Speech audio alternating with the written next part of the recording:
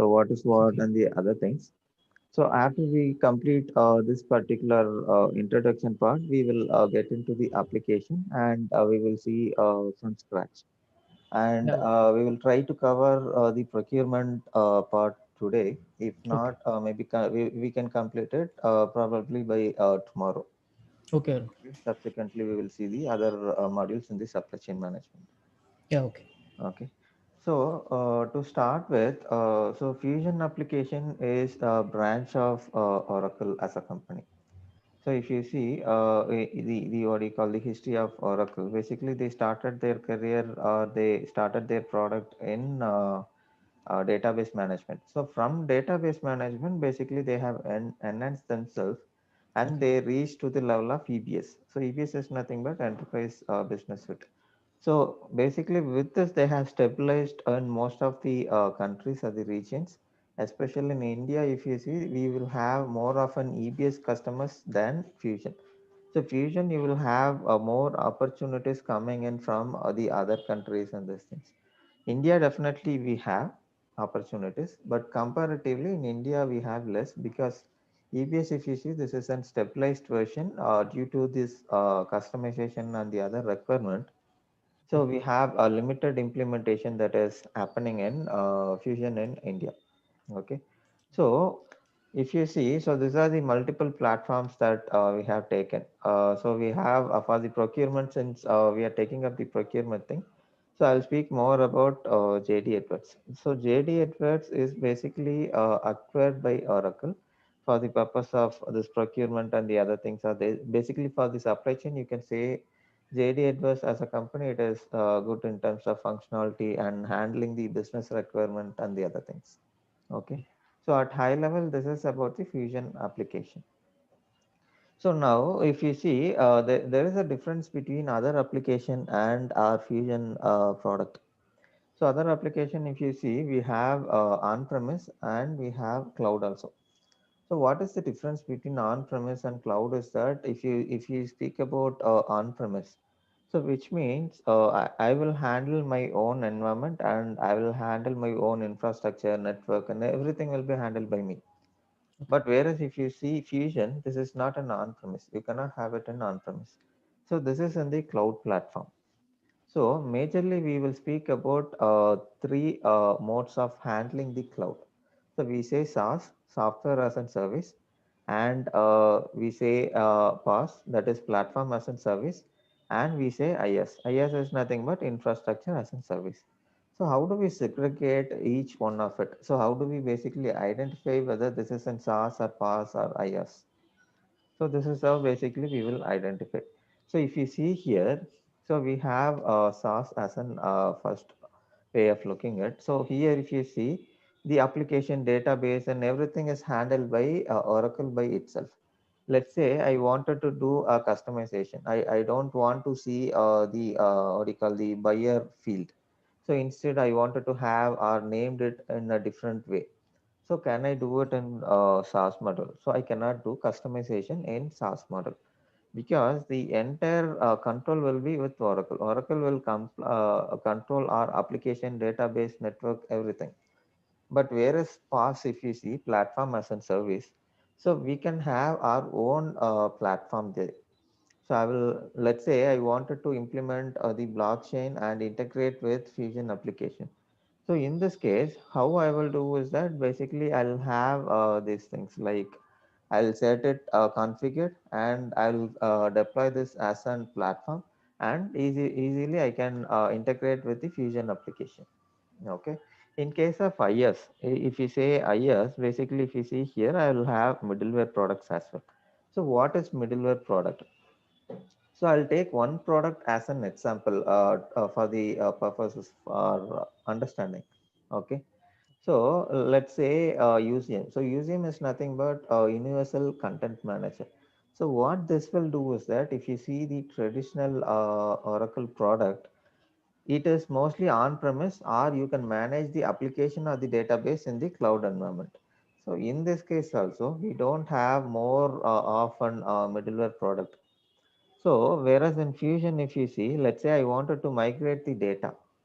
So in this case, what I will do is that I will just download the FBDA template and I will fill in the data.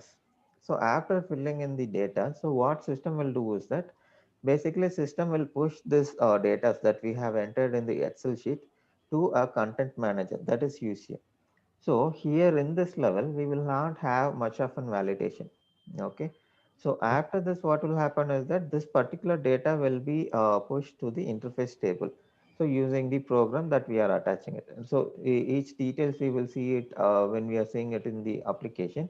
But Mm. for now, just for an understanding, I'm just saying what is middleware and the other things. Okay. So this is how it will help. So it will stay as an product. I mean, that is why we call this product as an middleware. Okay, so that is the difference between each one of it, like the PaaS, SaaS, and IS. Any doubt? Um, so these are all the things coming under the fusion, right? Yeah, is correct.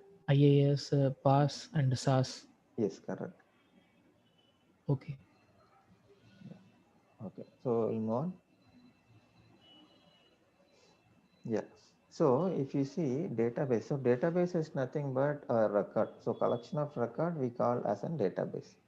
So we have two kind of database in Fusion. The Okay. usual traditional database, if you see, we will not have usually two database. Instead, we will have one database which will maintain our subledger, that is AP, AR, and the other modules, and we will have the other module similar to that. So similarly, here also we have a database called Fusion application. So using this, we will basically derive all those things. Okay. So how or where we will utilize this particular database is that when we are generating the reports. So let's say I wanted to generate a report called the what do you call matched PO. So in this case, if I want to pull out the report, a matched purchase order, if I want to take out, I can use two options. So one is OTBA. This is one way of pulling in the report. That is like I can just drag and drop a particular field and this will make as an report. Okay, so this is one option. And the other option is to use it as an BI publisher. So BI publisher is a kind of a powerful tool where we can use our own query. So we have multiple options to use the query that if we want to use the metadata SQL query, so we have multiple options basically. So Okay. using that, where basically we, if we wanted to take out report based on the item or the PO, so we can take out each one of it. So we will also see the reporting part of it. So for now, just for an understanding, the database is used to store the values. And after storing the values, the usability is that we will basically pull out the MAS reports. Okay. Okay. And here, if you see, so this is our structure. So if you see our structure, we will not have our SEM specific. Instead, this will be as in global. If you see here, inventory and the other parts are related to, I mean, distribution center, inventory are, and the item master. So these are all related to our this thing SEM. But whereas if you see the division enterprise, these things related to HCM, HRMS. Okay. And ledger, legal entity, business unit, these things, if you see, this is related to our this thing, finance. Okay. So I'll just give overview like what is what. So Okay. here, if you see, in this case, I have taken Honeywell as an example. So in this example, if you see, this is an enterprise. So enterprise is nothing but group of business. So let's take example as an Reliance. So Reliance or let's say Tata. So in case of Tata, I have software, that is TCS, and I have steel, that maybe steel manufacturing, and let's say I have other sensor manufacturing as well. So here, if I wanted to distribute or segregate based on the business or the line of business that I'm doing it, so what I will do is that I'll add each one of it under division, so that I will have track of each of the distribution center, like what is the sales that I'm making or what is the procurement that I'm making. So each one of the activity I'll be able to make track of it. Okay. So Okay. we apart from that we have the ledger and the legal entity. So I'll just give the high level information what is. ledger and legal entity. So ledger is kind of an book, we can say, where we record our business transactions. So if you say our this thing purchasing, the Mm. accounting will start from our receiving and the delivery part of it. So from there, it will basically move to the finance modules like AP. So in order to have this, we have something called tab. So tab is nothing but transaction account builder. So using that, basically we are what do you call creating the combination for the purchase order, and Mm. using that we are doing the receipt and delivery and the other things. Okay.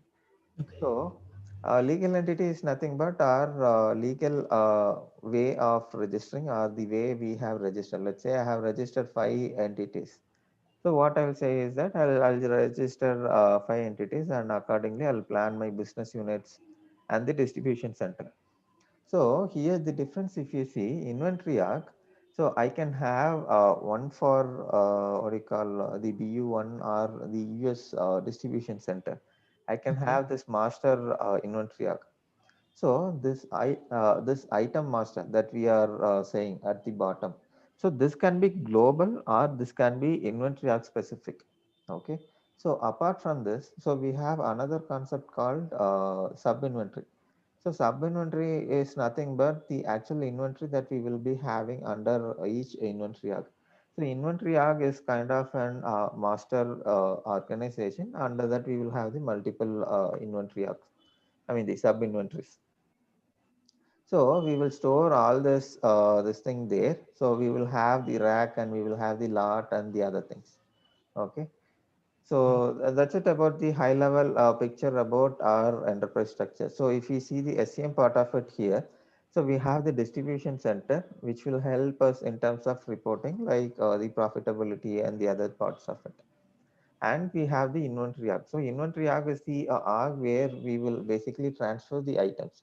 So let's say if I wanted to transfer a particular item from US inventory arc to UK inventory arc, so I will transfer from this arc to this arc. So this is based on the inventory arc as a company. Okay. So this will be our base. So from there we will have the sub inventories. So for each arts we will have the item master organization as well. So in this case I have chosen as a global item master. Okay. Any doubt? Uh, so this application will be used by the customer, right? Yeah, is correct. Okay. For their business purpose, they are using. Yeah, so this is basically based on the business requirement. So let's say I have an requirement that I don't want to have multiple item organizations.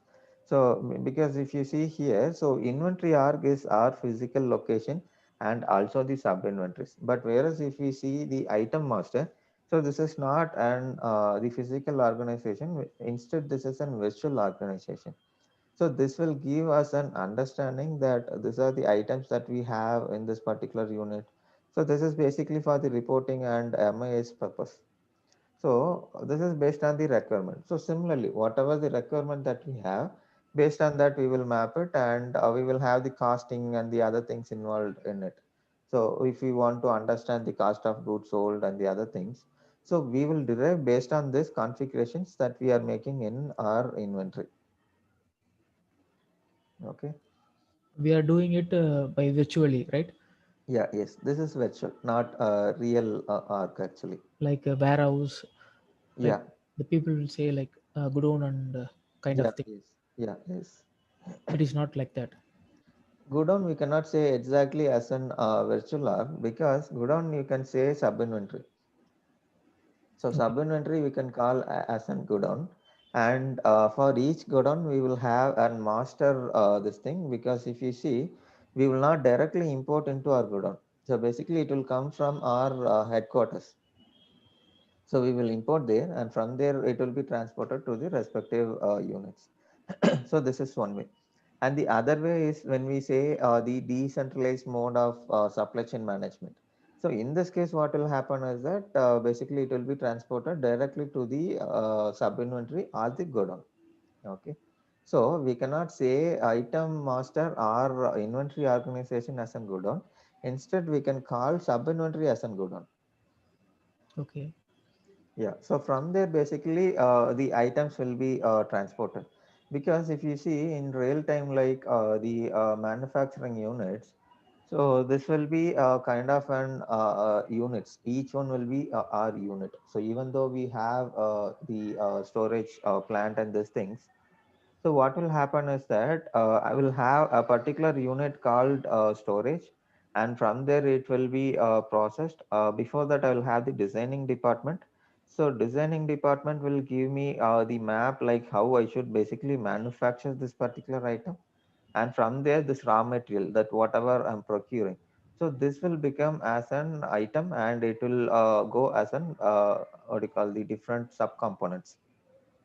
So let's take a laptop. So if I want to manufacture this particular laptop, what will happen is that I will have this keys as in separate. So this is kind of an plastic. So this plastic, this needs to be cut down. So after cutting this particular plastic, it will become as a key. So each one key, I'll do the printing. Okay. So each one, if you see, this is a different process by itself. So in this case, I have different departments. So that is from the designing to the assemble, and till the finished item is prepared. So from there, I will have the packaging department. So each unit I will see as a different department or the organization by itself. So based on that, basically we will do the configuration. So here in this case, if you see, our sub inventory, our godown is nothing but sub inventory. But whereas we cannot call this as an inventory arc, because this is an parent inventory arc where our manufacturing and the other things will happen. Okay. Okay. Yeah, that's what. Yeah. Any other question? But the basic thing is our customer is going to use this software, right? Yes, This correct. fusion application. Yeah. Okay. According to their product, these modules will be used, right? Yeah, correct. Okay.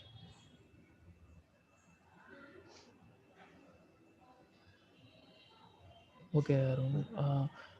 Yeah. Yes, tell me.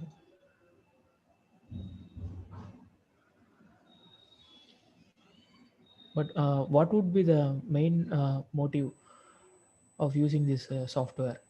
Uh, what he will get actually? What the Yeah. customer will get the benefit? Yeah, so let me take a real-time case to explain this or explain, I mean, give an answer to this question. So let's say I don't have a Fusion application or any sort of enterprise application. So what I have is I have a simple .NET based system. So this is an open source. Okay. So Okay. so what is the difference between basically the .NET based open source system and the Fusion application that we are speaking about? So .NET based system is kind of an database where we can use the backend to update it and do it. So similarly, how we are building our forms and reports, we can build the same thing there as well. First thing. And but why customer is not preferring that, but why customer is preferring the Fusion application? The difference is that in terms of security. So if you see the .NET based system or the open source system, what we are speaking about in this case, so this will not have a restriction or the other things. So if I have an user, let's say I have an inventory user. So this inventory user, let's say he wants to update something in the backend, provided he has the access. So very well he can update and he can modify the data. So we are not sure whether we are seeing the correct data. Okay. Okay. So, but whereas in the Fusion application, if you see, we have more control over it. So we will see role-based access control in the next slide. So before that, I'll just to answer this question, I will just give highlights on this. So we have role-based access control. So what is role-based access control? So let's say I have a role called inventory super user. So in this case, let's say I wanted this particular user to restrict only to a specific unit, inventory arc. In this case, let's say use inventory arc of electronic. So I will give access only to this particular unit. How I will do is that I will customize this particular role and I will say that this particular user will access only this particular unit called inventory unit of the electronic division. Okay, this way I will control it. And the second point, how we can say that I mean the difference between the traditional one and the fusion is that if you Mhm. see here, so let's say I wanted to access let's say different inventory arc and these things, so I cannot do it. And let's say this is in a rare case, if I wanted to access something in the database, so can I access in the Fusion application, specifically in what do you call the SaaS model, software as a service? So in this case, I cannot do it because we will not have control over our application or the backend tables. So it will be handled only by the Oracle. So in this case, we might have a question: what will happen if my data goes wrong or it is corrupted, or let's say someone has hacked Oracle company, I mean the entire database. So in this case, Oracle is liable to pay us or to give back the data that we have given to Oracle. Okay. But whereas in case of the traditional database or the .NET based source system that we are referring to, so in this case, it is not possible since anything might happen because it is not an centralized application where one single party is taking the complete control over the security of the application. So it is an open source, so we will not have much security on this part. So that is the reason companies will prefer Fusion application. And also, if you see, so the other application, if you see, maybe some application will be good in finance, and some will be good in project management, and some will be good in supply chain also. So why do we choose or why do we opt for Fusion is that the usability and the solution as an enterprise. So if you see here, so we have solution for human resource management, we have solution for finance, we have solution for SEM as well. So this is as an enterprise as a whole. Instead of having one particular this thing, we have enterprise as a whole. So that is the difference between Fusion and this thing. So considering this security and the other option, so customers are preferring to have the Fusion application rather than taking up the other option. Okay. And if you see on the first slide, when we are seeing how Fusion is built up, if you see, Oracle has basically procured 5 different companies, and they have built as a product called Fusion application. So they have taken all the best out of it, and they have created an application called Fusion. So that is the reason this is attracting the market. Okay. Yeah. Any other question?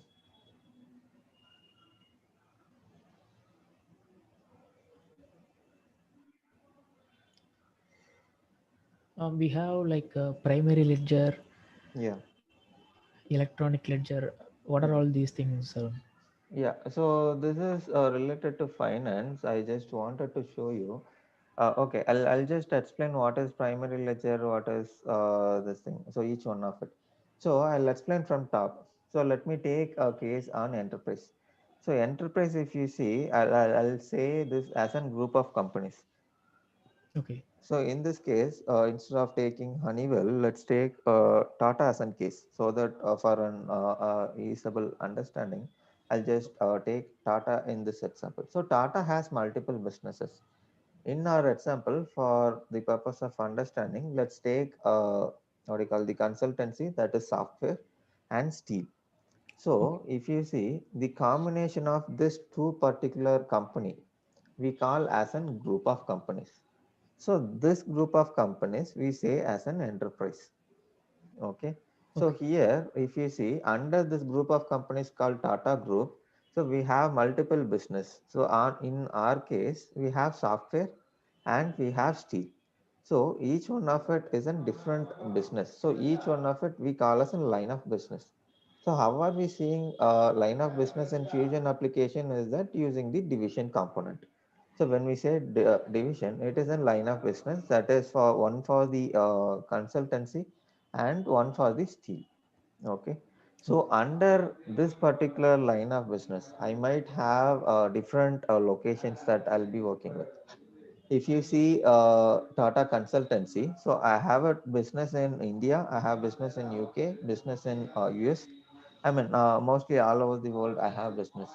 So I cannot have one ledger and do the transaction everywhere. So this has multiple components to it, are the considerations. So why I need to consider before creating the ledger is that, let's say I wanted to have one ledger and I wanted to have one legal entity as in one registration, and but I wanted to have multiple operating unit because I'm generating revenue all over the world. So I wanted to recognize all the revenues and the expenses that I'm making so that I will have the consolidated statement. Okay. So in this case, what I can suggest is that maybe to have it more than one ledger to have the better control on our finance. So this is not only on the finance. Okay. So let's leave consultancy for some time because this is a service-based industry. So I don't want to limit it inside this particular box. So let's take steel. So in case of steel, if you see, so we have manufacturing units. So more than the manufacturing unit, we can say this is a manufacturing hub, which means we have big manufacturing units, and this combination of units we call as an hub. So let's say we have a big hub for India, China. So what will happen is that, let's say if I'm manufacturing, so before I manufacture, I will have a component or the raw material to add in. So with this raw material, basically I'm adding multiple units. So here, in this case, if you see, the legal entity is nothing but the particular unit that I have created for the purpose of manufacturing or service. Okay.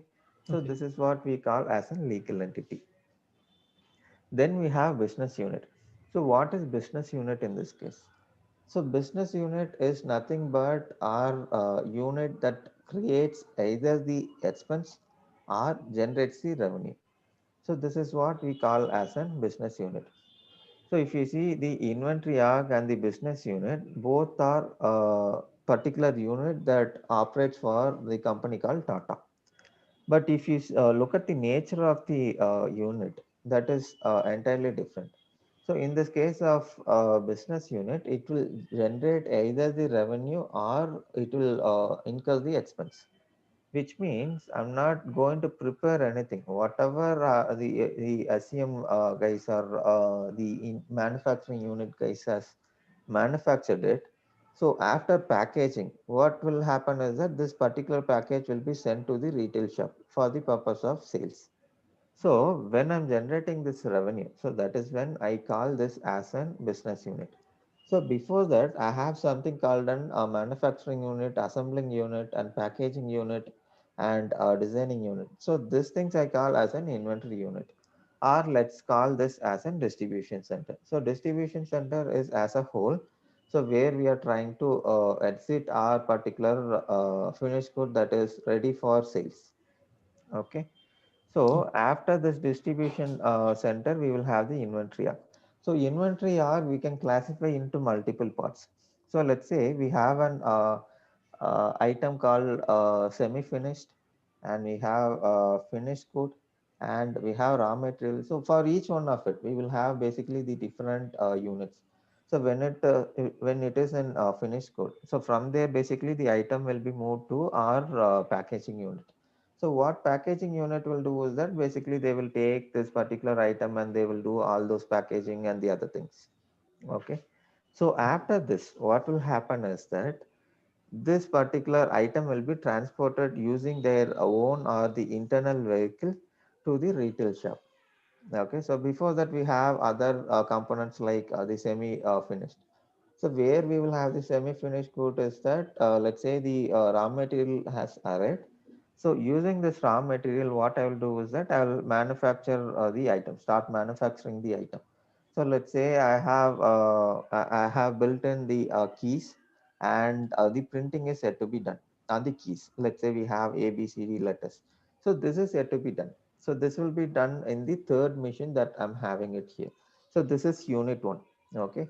So even though it is not a complete product, we cannot say this as a raw material Since this has built as an one single key called the key can be converted into the actual key that will fit into laptop. Okay, so this we call as an semi-finished goods. And the other classification that we have is raw material. So raw material is nothing but that is just a raw plastic material that we got from the other vendor or someone who can supply us the plastic material. So this plastic material basically we will cut into multiple pieces based on the dimension that has given by the design department. Okay, so based on this, basically we will do our cutting process and this thing. So this we call as an manufacturing. So for each of the item, we will have an unit because in one day we are not going to manufacture the entire item. So this is an process. Okay. Okay. So for each one of the item, we will have the unit to store it. That is what we call as a sub inventory. So where we will see the sub inventory is under the inventory arc. Okay. So, as I said, item master organization is nothing but our virtual arc, just to have a track of our item and the other components. Okay, so this is our structure. Arun, Yeah, so my understanding is yeah, like the customer will buy this software yeah, so that it is like a plan, right? yeah, So we will draw it in the paper, right, before we construct the building. yeah, So correct. so the customer will use all these modules to design what they are going to, how they are going to implement their business.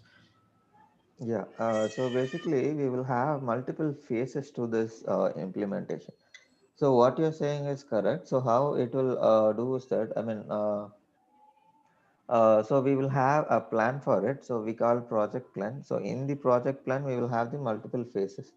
That is taking the requirement gathering, and from the requirement gathering, we will understand their business, and we will understand their system what they are using, and Okay. after understanding their this thing we will basically suggest the future process flow. So the current process flow might be different, and the process flow that we are suggesting might be different or could be same. Okay, so after doing this, we will have the gap analysis, whether the business is able to do all the transaction that they will be doing. So let's say they have the designing department. So when they wanted to capture this designing department's work, we should be able to say that we can capture in the Fusion application. If not, we cannot capture. So what is the solution for that? So this is what we call as an fit gap analysis. Okay, so after this, we have the configuration part. So the map, what we are saying is till this phase, starting from the requirement gathering till the fit gap analysis or the solutioning part. So once the solutioning is done, what we will do is that we will configure in the system. So maybe we will see after this particular slide, once this Okay. PPT is done, we will, after this step, we will see in the application. So why do we configure in the application is that that is how we will basically record this transaction in the system. So why do we record this transaction is that to have the better control over our supply chain. Because if you see, let's say the difference between managing, let's say I have different bills of material. So if I want to handle it in the Excel sheet, I can have it. But why do I choose this application called Fusion? The reason being is that I have more control over my business or the manufacturing unit at least. So for this purpose, what I will do is that I will do the configuration, and using this configuration, I'll do the transaction. So this transaction, what I'm making, this will help in terms of MIS reporting. Okay. Okay. So that is why I was saying this is not only a design or what we draw it in the paper. So instead, this designing what we are saying is part of it. But if you look at as a whole, this is not only as a designing phase. Instead, we will have the configuration and reporting and the other aspects as well. Okay. Yeah. Yeah. Any question? Yeah, okay, Arun. Yeah, we can proceed. Okay. Arun, Yeah. Yes. yeah, you said that MIS reporting, right? Yes, correct. Yeah, actually, who will view that? Yeah. So that will be handled by the technical consultant. We will have idea about the report and the other thing because SEM consultants are the one who actually gives the requirement to the technical guys.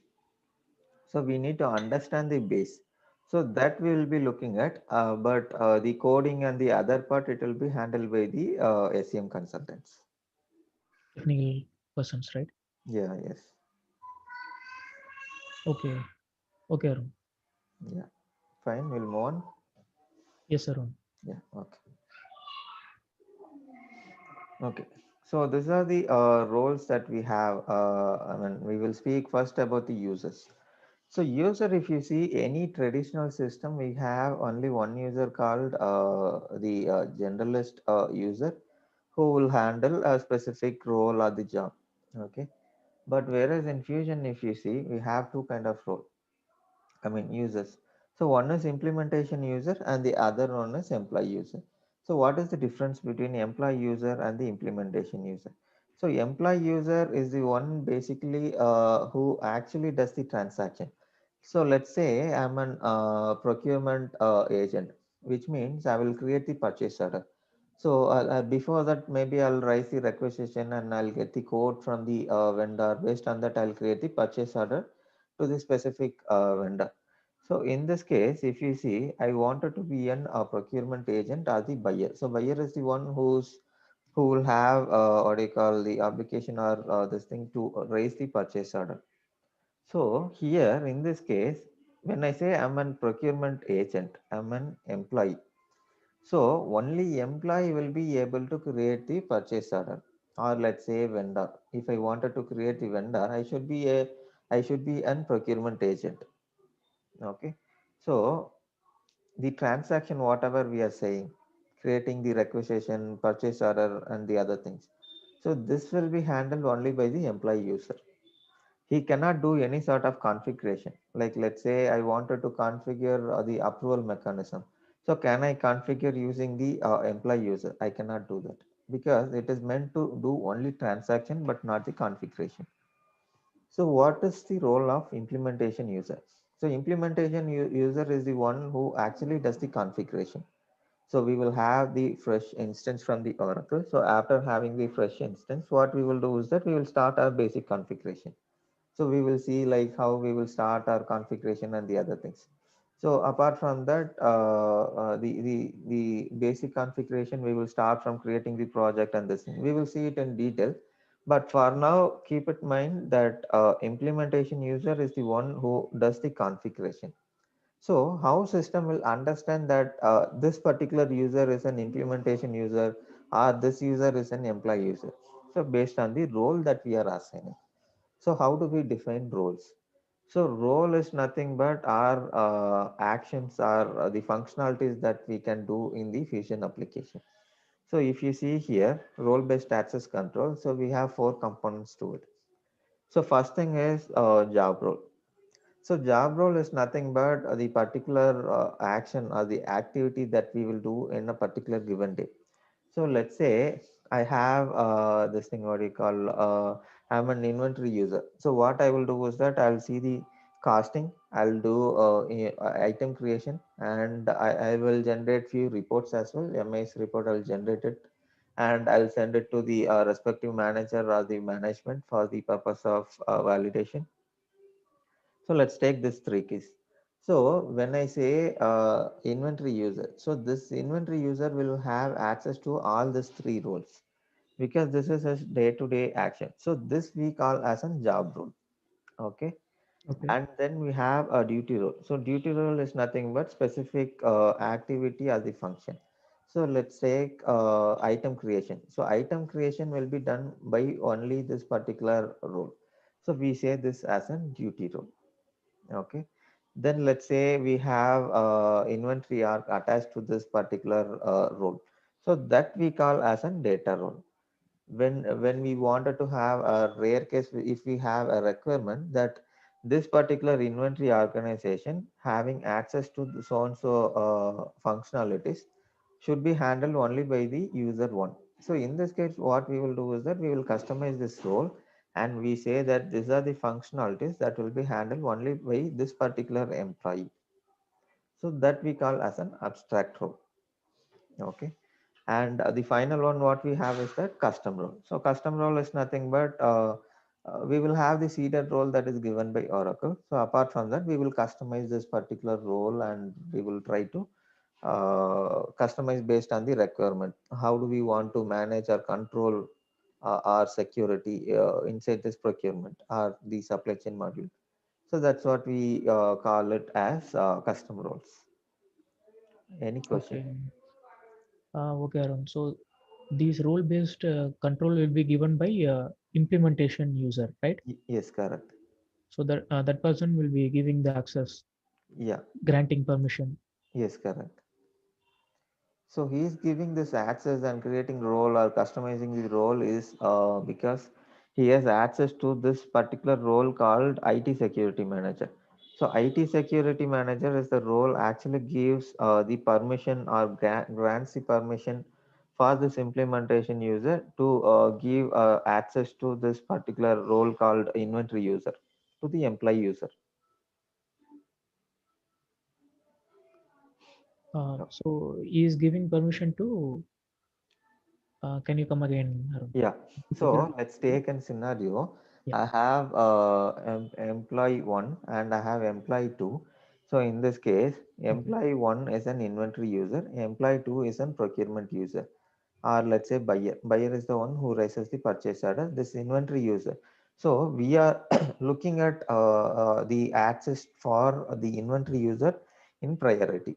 So we can have access for the procurement user at later point of time also. So in this case, what will happen is that I will say this particular user called inventory user one, employee one as an inventory user. So I will customize my role and I will attach it to the particular user. So how I'm attaching this role to the user is that because I have access. So how do I say I have access to grant role to the another user? Because I have a role called IT security manager. If you see this implementation user, the Okay. second point what we have is IT security manager. So Correct. this is one role that will give or this will privilege us to give access to the different users. Okay. Okay, Arun. Yeah. Any doubt? Yeah, this is fine, Arun. Okay. But the previous slide you told regarding a configuration, right? Yeah. Yes. Initially design configuration and MIS report. Yeah. Configuration in the sense, what do you mean by, Arun? Yeah. Configuration is nothing but let's say I have an inventory unit. So if I wanted to, let's say as an user, if I'm accessing this particular unit, what I will do is that I'll just click in the form, I'll get the unit displayed. But before getting this particular unit there, we will have the configuration. So what is configuration? So configuration is nothing but we will set up this organization saying that how this particular unit should function.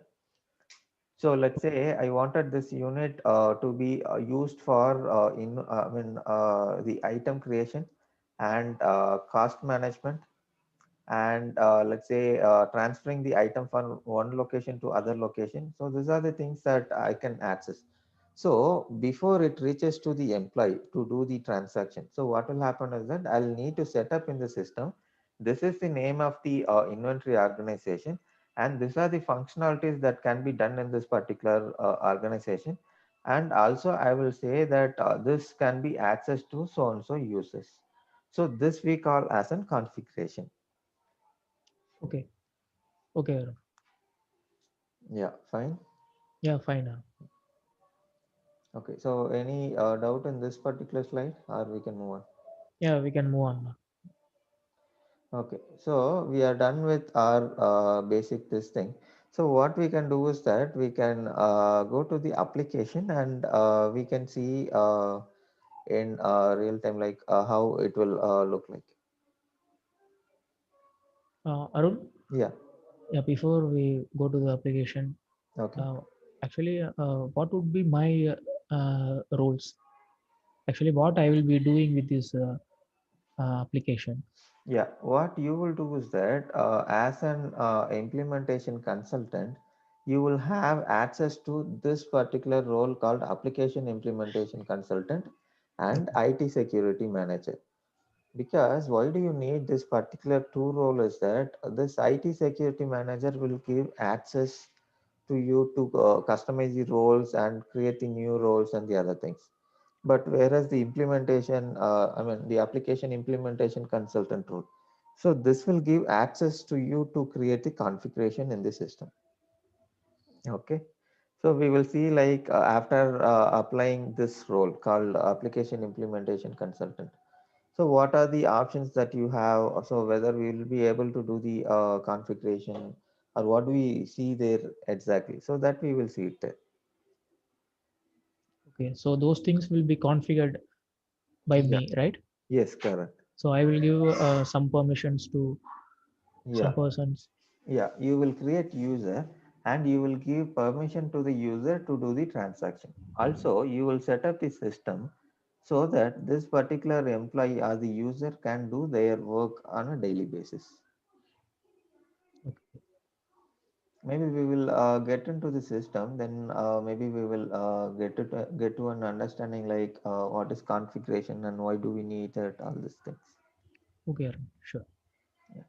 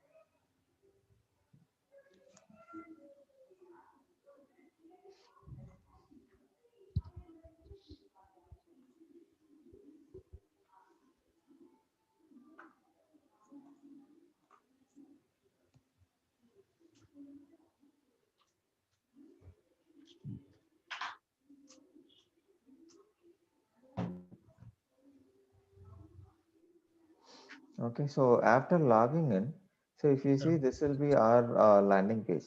So each one of the item is nothing but our product and these things. So if you see this product management is nothing but our inventory organization or the item creation page. Okay. Okay. And the procurement page, if you see, basically we'll have the requisition, purchase order, receipt, and the other things. Since I have restricted the purchase order option, so I'm not seeing the PO. If you see here, so we have requisition and we have the receipt and the supply creation. Okay. So similarly, we will have the other modules as well. So these are the modules that I have given access to. So that is why I'm giving, I'm able to see other options as well. Okay, Okay. Arun. Yeah. So this will be our landing page where we will see this. And if you come down, basically we will have the notification that is popping out. So if you see here, this is an password generated before for us. So basically we will have a high level information about our day-to-day notification or the approval that is seeking by the other employees. Okay. That we can see it there in the bottom of the screen or from here we can see.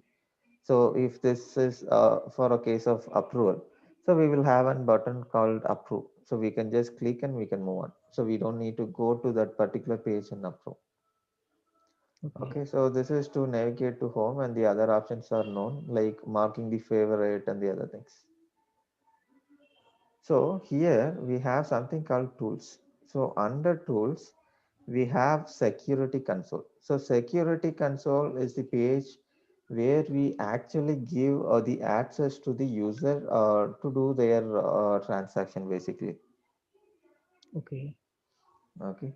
So if you see here, we have users and we have roles.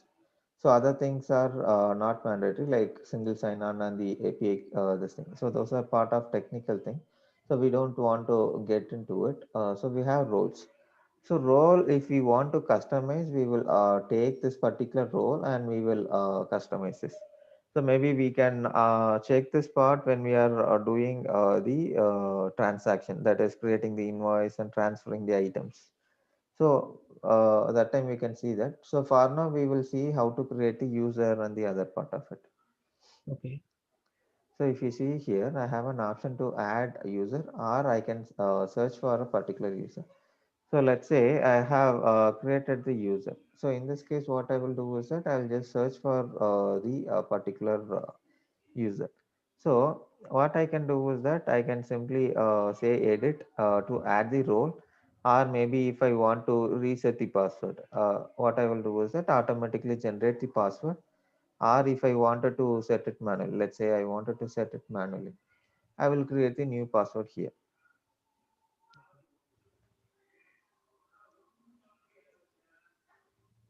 Okay, after clicking the reset password, the password will be changed from the original one to the latest one that we gave. Okay, Okay. Ah, okay. yeah. So after this, we can add roles to this particular user. We can say just click add role, and we can say procurement administrator. Let's say I wanted to add procurement application administrator. So I can simply click this option and I can say add role. So I will have access to the procurement application. So I'll just say save and close. So after this particular action, I will have the particular employee called TrainT. He will have access to the unit that is assigned. So in this case, if you see, this particular user has access to the HWBU. So there is a difference between employee and the user. So employee is the record with the particular business unit or the inventory arc that is attached to it. But whereas if you see the user, so user is nothing but an access or the login created for this particular employee. So after creating the employee, we will create the user and we will attach this user to the employee. Okay. So this is how it is being tracked. So if you see in this case, we have the person number. So person number, you can treat it as an employee number. So it is 4793. And we also assign the business unit to this particular user. Okay. So this is how basically we will identify each one of it. And if you see here, so we have different roles that is assigned to this particular user. So based on the roles, he can access anything. So he can, in this case, if you see, so this is an finance user. So that is the reason we are able to see the AP, AR, and the other options. Or else we will basically attach the what do you call the procurement administrator. If this is an employee, so in case of implementation consultant, what we will do is that we will attach only this role called application implementation consultant. Okay. Any doubt? Yeah. Okay. Arun. Okay. So in this part, only we are giving Creating user. permission, right? Yeah, creating user and we are giving permission, correct. Okay, Arun. Yeah,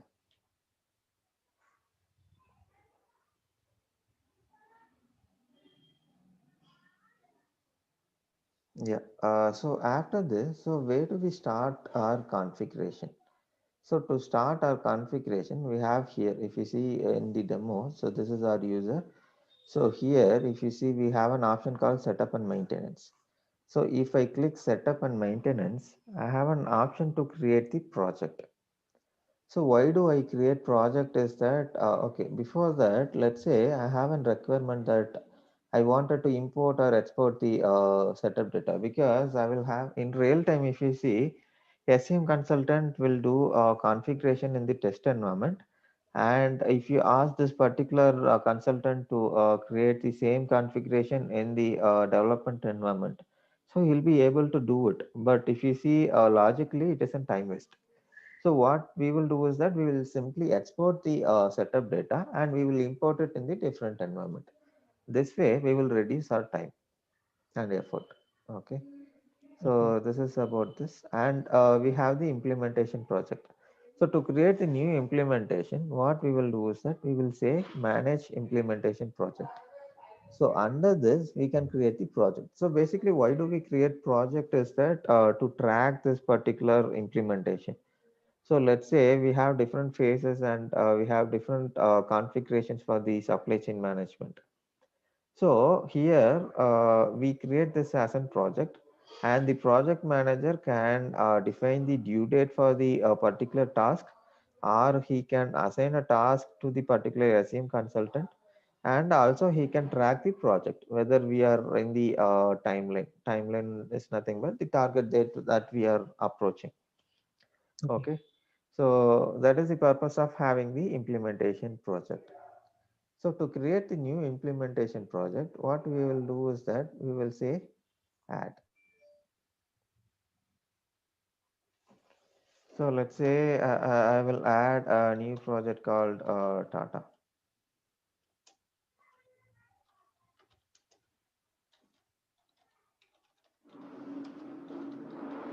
Okay, so I have added the implementation project, or I have given the name for it. So here, if you see, it is not started because we are just creating it. And this is assigned by default to demo, because if you see logically, so this is the only username that I received from the Oracle. So from here I will create the different usernames. So that is the reason I'm seeing this particular username, that is demo, which is our login. Okay, and we can give the start date. Probably if we have set up our project and the other things, we can say start date and end date, so that we will be in track to get things. Okay, so once we have created our project, we have two options. So either we will add this particular this thing, that is offering called procurement, order management, and the other things. Or what we can do is that simply we can click next, and from there we can add our offerings.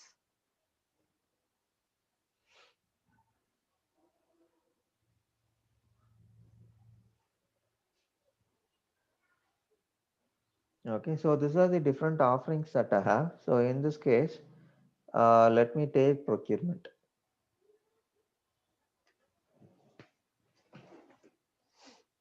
Okay, I'm selecting the procurement.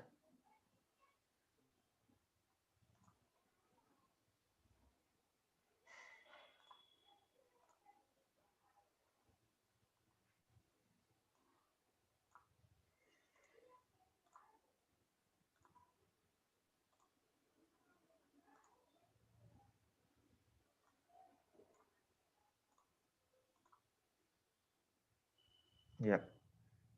So for now, what we have done is that we have selected the procurement. So we will say save and open. So after we complete our this thing, we will come to the product management and the auto management. So that we can add it from there. After opening up this project, simply we can add the task or the offering. So from there we can basically start our configuration. Arun, Yeah. sorry to, yeah, we have selected these things, right? Yes. So according to the customer requirement, we will be selecting these things, Yes. correct? Correct. Correct. Exactly. So yeah, okay, Arun, fine. Yeah. Yeah. So now this is my project, Tata SEM implementation. Okay. So now we can see that task. This is not started, but we are going to start this particular this thing. So what we can do is that to change the status, I'll just say edit status,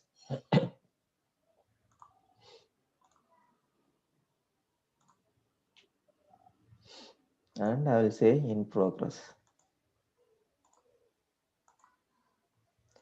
So now we will see the status change to in progress. Okay. And let's say I wanted to understand the high level information about this particular project. So before that, let's say I have 10 different SEM consultants. So I wanted to give each one of the configuration to the different resources. So can I give it? Yes, we can give this. So how do we define that? Is that we click this particular option called define purchasing configuration. And from here we say assign task. Okay. So here what I can do is that I can just click add to add the user so that this particular task will be added to this user. So he will be doing this particular task. So this will be monitored by the project manager. So project manager in this case is nothing but demo. Okay. So that's what. So that is about our this thing. So the if the project manager wants to understand this particular progress, so how will he understand is that he'll just click the project and he will say overview. Yeah. So here if you see, we have what do you call the implementation project at high level information. And apart from that, if you see here, so we will have the maps that represents different tasks that we have. So we can basically segregate based on the each status. So all are in progress in this case.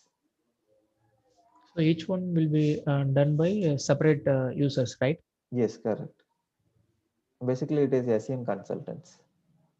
Okay. Yeah,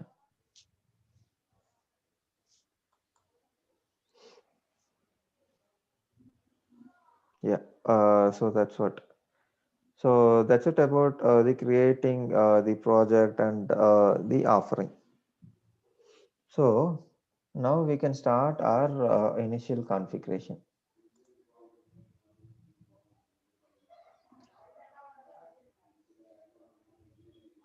Yeah, to start with, so basically we need to create a few initial configuration before we create this. So if you want to create this procurement configuration, so we need the business unit and the other things. So for that, the initial thing is that we will create the ledger, legal entities and the other things.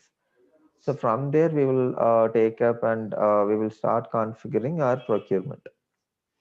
Okay. So yeah, these things will be configured by us, Yes, right? correct. Um, in the initial slide, you shown me like division, Yeah, yeah. legal entity. Not all the things will be configured by us. We will configure only the SEM part of it. So the ledger, legal entity, everything will be configured by the finance consultant. And after finance consultant completes their configuration, we will start. They will complete till the business unit.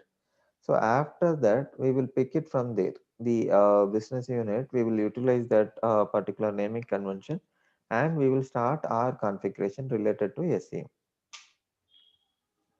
Okay. So No. our work starts after the finance team Yes, completes after the. they completes, we will start our work. Okay. Yeah.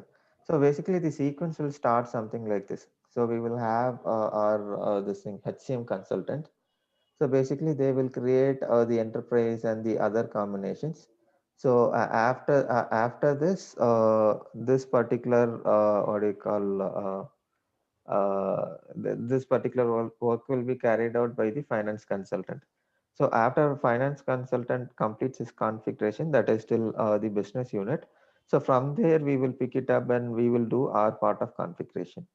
But whereas in case of transaction, if you see, the transaction will initiate from the procurement or the supply chain. So from here, it will initiate and it will end up in the finance module. Okay. You Okay. mean the starting of the project? You are saying. Yeah, I mean the transaction I'm saying. So this we will do as an supply chain consultant. We will do the configuration. So in this case, if you see, we will take it from the finance. But whereas when user is creating the transaction, so it will start actually from the supply chain because if you wanted to create an invoice, let's say I have purchased 5 laptops. So in this case, if I wanted to create this particular invoice where I have purchased from the vendor called Dell. Okay. So in this case, I need an item. So item will be created in the product management. So unless I have this configured, I'll not be able to create the invoice. So before that, I have vendor management. So vendor should be uploaded. So this can be done by the procurement agent. If I have this particular role, I can add the vendor and the vendor site. So vendor site is nothing but branch office of the vendor. So from which branch I'm purchasing this laptop. So that is the understanding. Okay. So unless I have the vendor in place, I will not be able to do it. And I will have the purchase order created, because if you see the laptops, so in a rare case we will not have the supply chain module. So for those cases we can allow the manual invoice creation. But most of the cases, if you see, it will be PO based invoice. So when it is a PO based invoice, we will create the requisition. So after creating the requisition, we will have what you call the quoting that we will receive from the multiple vendors. So based on the lowest code, we will give the purchase order to the vendor. So from there, we will receive the item on the so and so date from the purchase order date. Let's say I ordered this item on 1st of January. I might receive on 10th of January or 15th of January. Okay. So Okay. from here, I will pick it up and I will process these things. And after I create the PO, I will basically create the receipt and receiving other things. After this will be given to the finance for the invoice. Okay. So in terms of configuration, SEM will end up. In terms of transaction, it will be initiation for the supply chain or the procurement module. Okay. Okay. Yeah. So that's on the high level this thing. So let me add another two modules as well. That is product management and this one.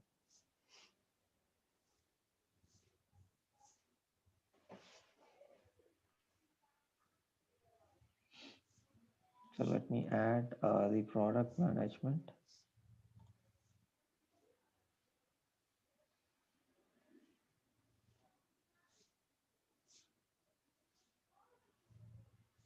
Yeah, product management is added.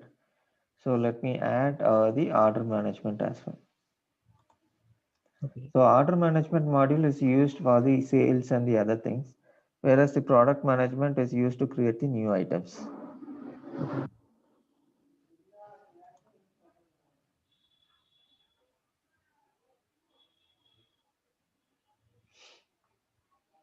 Okay, so I'll just minimize this. So if you see here, we have added this. Okay. Yeah,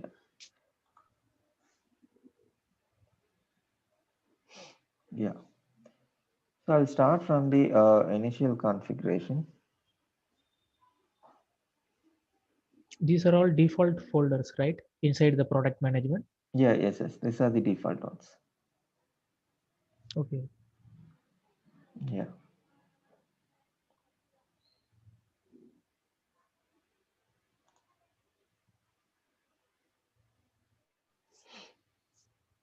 Yeah, I'll just check whether the location is defined. We did for the other thing.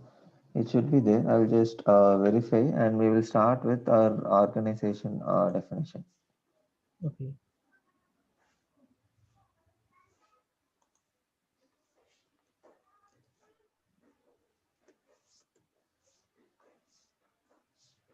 Yeah, we have these things defined.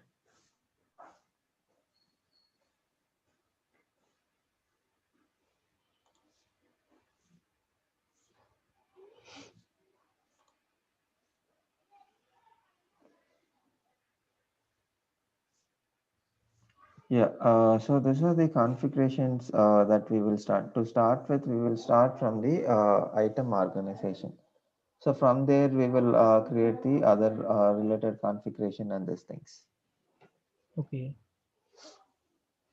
Okay, time is 9:45. So we will catch up tomorrow. Okay, Arun. No problem. Yeah, tomorrow, like, what time you will be free? Like, anytime. Yeah, anytime I'm free only, Arun. Okay, then we will start maybe around 10:30. Yeah, okay, Arun. That's Yeah, fine. fine. Then we'll catch up tomorrow 10:30 morning. Yeah, yeah, sure, Arun. Yeah, thanks. Yeah, thank you. Thanks a lot, Arun.